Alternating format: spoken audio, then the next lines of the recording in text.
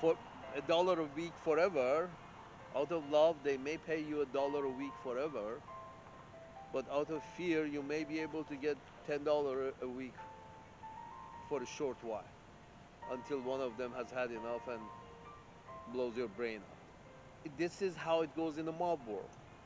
You want to be lenient with your subjects in the empire. You want them to love you. What the fuck are you doing?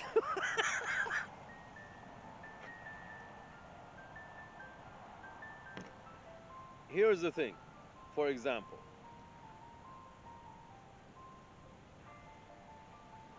as in your monologue, sir, I'm just going to cut it short here. In your monologue, you started with saying that, okay, Arabs did it, those hordes, Arab hordes from 600 Christian year, 623 of the Christian year, those Arab hordes did it, displaced people, created a very shitty caliphate system here, and blah blah blah. So they did it. So what? So what? We are doing it again. Get used to it. Not very logical to compare oneself to the Arab hordes, shitheads. Two, you said the Jewish people who were displaced in West Asia. You said these countries in West Asia displaced these Jews. No, they didn't. Most of those Jews in those countries were there and were okay with being there. They've been there for generations. It was the locals who have become of that religion, and they were fine with it without until until you applied sanctions and embargoes, and eventually you invaded or created some kind of civil war in the country. At that point, these Jewish people had to leave those countries and have left those countries. Where? For hopefully America, but some ended up in Israel. These were the people that were fine there for generations. These are called the Sephardic Jews. The Sephardic Jews have been there for generations until you embargo and sanction the country, the shit out of the country, and if that doesn't work, you attack the country. So the Jewish people of those countries, if they find a way to go, they try to save their lives like anybody would. But the point is not why they're trying to save their life and have left those countries. The point is, why have you put those countries in a position that the lives of these people were in danger? Why? Because you have put the whole fucking country in a condition that everybody's life is in danger, including the life of these fucking Jewish folks. Why do you do it? Sanctions and embargoes because they don't hold their, we're trying to, we don't want to make love to them, we want to fuck them. So, they're not bending as far down as we wish them to bend. Why is that the attitude? The attitude of the owners of the empire.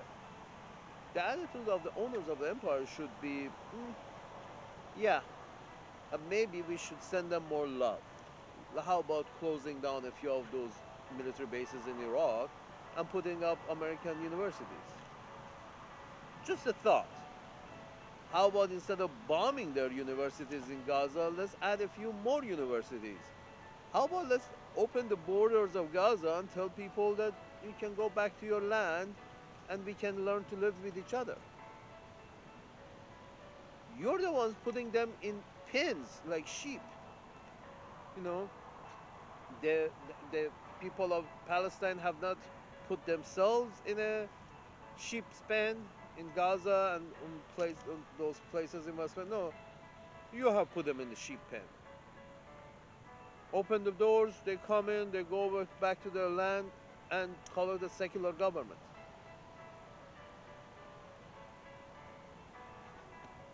So no, the Sephardic Jews, they were there. Even right now, there is a large number of Jewish folks in Iran living, and okay, they're fine. After Israel, Iraq had so many Jewish people. Sanction and embargoes happened first, and then you started bombing Iraq. So like everybody else in Iraq, Jewish people try to get out. That's your problem. That's white people coming causing problems. So everybody wants to leave. Some of those who leave are going to be Jewish. So what? This whole idea that no, Arabs displaced Jewish people from their land. No, actually, you displaced them. If a country is under sanction by this from the center of the empire, the country is under sanction from the center of the empire. That country cannot really, uh, you are forcing an unbearable economic conditions over there. So a lot of people want to leave. So some of them happen to be Jewish, and if they're successful, great for them. They they no longer have to live under the economic embargo. And then hope later on they all know eventually it's going to end in war, so they're going to hopefully save their life not to get killed in the war either. That will follow the economic embargo. Why?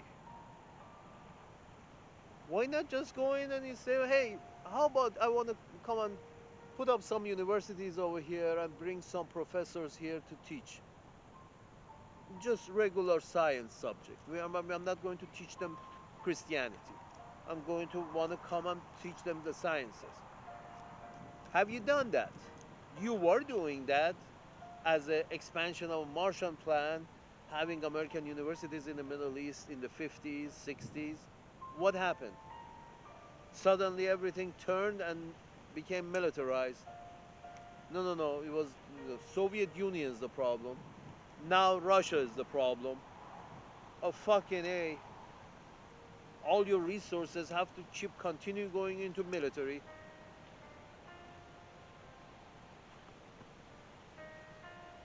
Okay.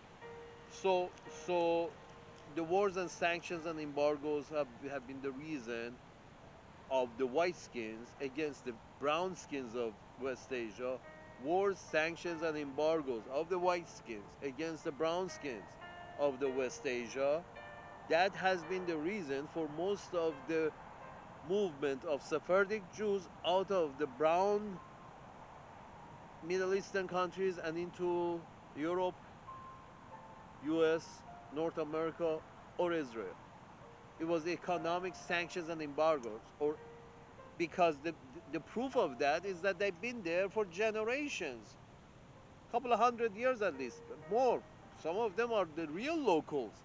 The Jewish guys in Iraq were from the time of Moses himself. From that time, these Jewish guys, these were the remnants of a larger Jewish population, but who have been living there for thousands of years. But when you embargo it and they can't make ends meet over there, so they move out. What do you want? Yeah, Mr. Bilmar, Fiddler on the Roof, it was a fiction. You refer to it as if it was a fact.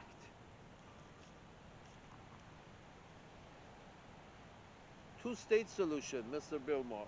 You refer to the two-state solution. You refer the two-state solution didn't work. It wasn't meant to work. There wasn't a two-state solution they had on the table. It was a state and a territory kind of a deal on the table. They told the Palestinians that no, you can't have any kind of military force, you can't have any kind of really strong police force. You sort of like Indian reservation in North America.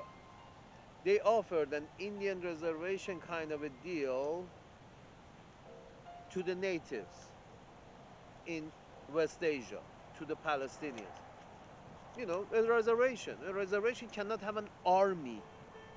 A reservation cannot have a navy. A reservation cannot have shit. A reservation can be a piece of land like a big ranch. Here's your big piece of ranch. Go roll in the dirt. And that is these you know refugee camps. These are like you know Redskins reservations in North America. Reservations that the lines have not been recognized yet. But the lines were never recognized in North America until what? It took them 200 years to recognize the lines and stop coming out of the trying to fight back for more of their lands because they're the natives. It's been 75 years. It's going to be another 125 years, as if the North American experiment has has shown. But that's the thing. North American experiment ended when all the Redskins ended. Like, sorry, 99.95% of them ended, and the experiment was over. You guys don't stop killing the natives. You you know, and when I say you, I mean the white people of Europe. Wherever Europeans go, until they totally wipe out the natives, they're not happy. We don't want the natives to walk down our streets. They look odd, the motherfuckers. They look odd. I tell you.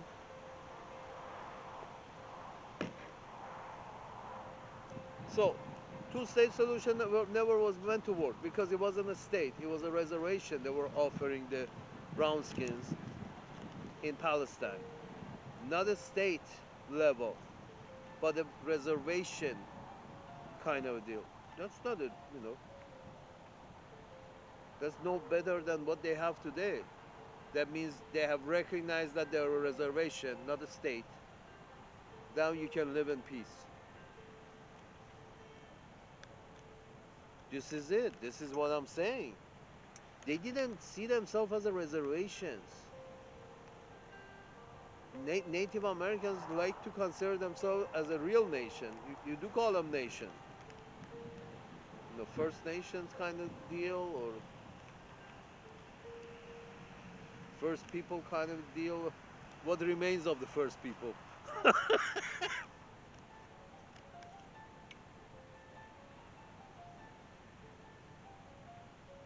That's the thing.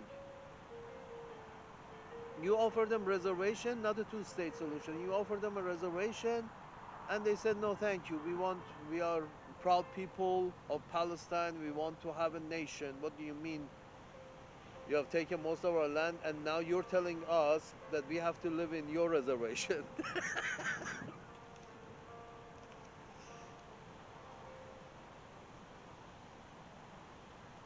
Here's then your fourth point or fifth point.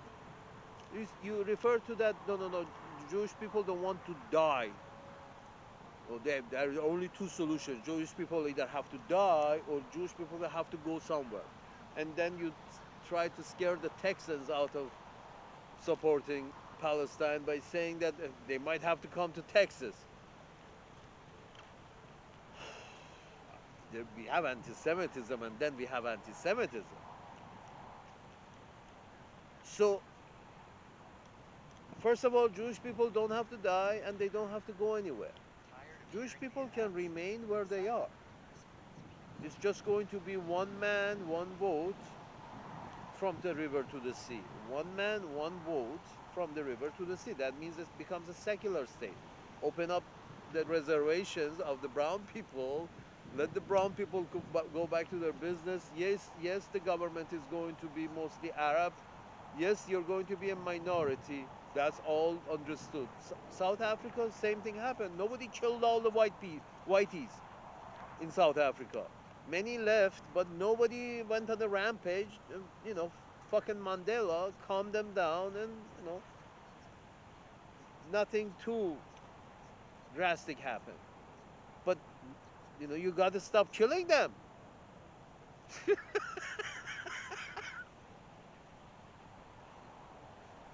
Jewish people don't have to go anywhere. They may end up as a minority, but if they apologize and agree to take part in government, but not be the authority in the land, I'm sure the fucking brown natives don't mind having, you know, living in the same street as the Jewish people. It's the Jewish people, the Zionists who don't want to live in the same street as these fucking brown natives. Yes, here's the thing. I don't want to live next to the brown natives. That's why I'm not there. You see? You chose to go live in between the brown natives in their land. Then I guess you're okay with going walking down the street with the brown natives. It's sort of like, me going to Africa and saying I don't want to live between black people. Sort of like, well, don't. What the fuck? No, no, no. I don't want to live. I want black people to move out of Africa so I can. This is what happened during European colonialism of Africa. Sort of like, no, no. You thought this was your land. No, no, no. This is our land, and you're here working for us. Now go down the mine shaft.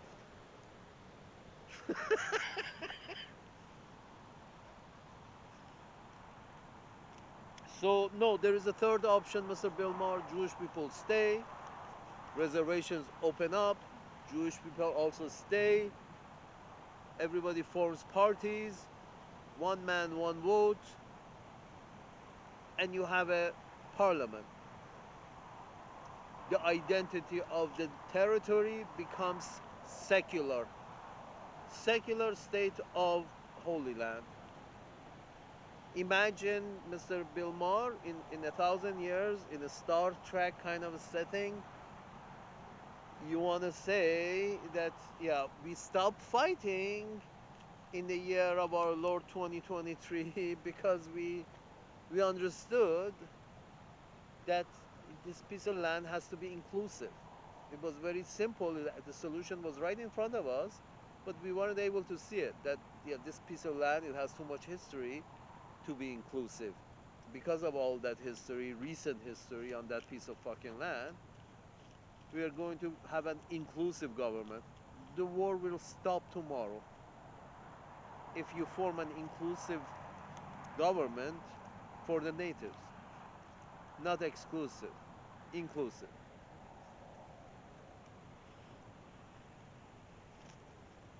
What you have done for yourself in North America and a lot of parts in Europe, there you have formed inclusive governments. That's a good thing.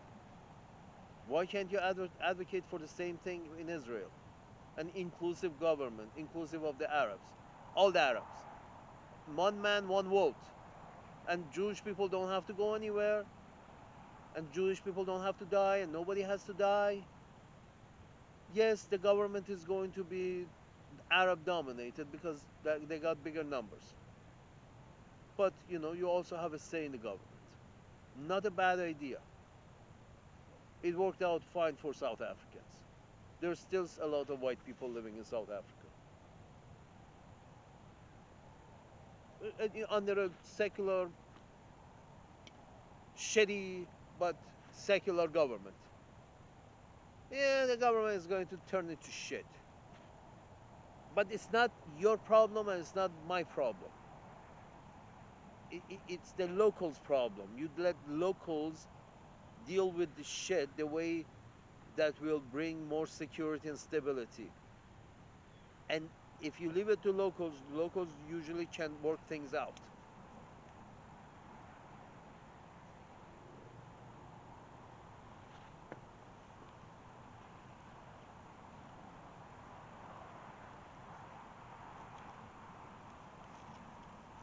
And the main issue here, Mr. Bill Maher, first of all, please go to the periphery of Empire and do some shows from there. You see Tucker Carlson?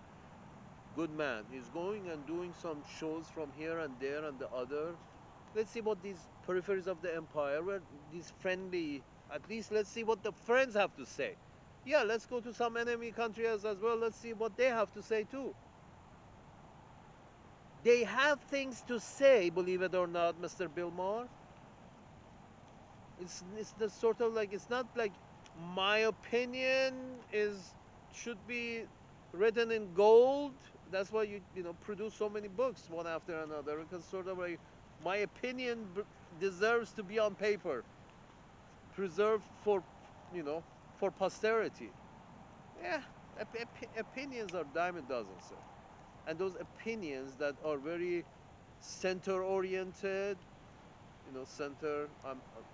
The world revolves around me at the center of the empire. Those opinions are mostly wrong because they are not, you know, especially those center oriented opinions are, especially those are wrong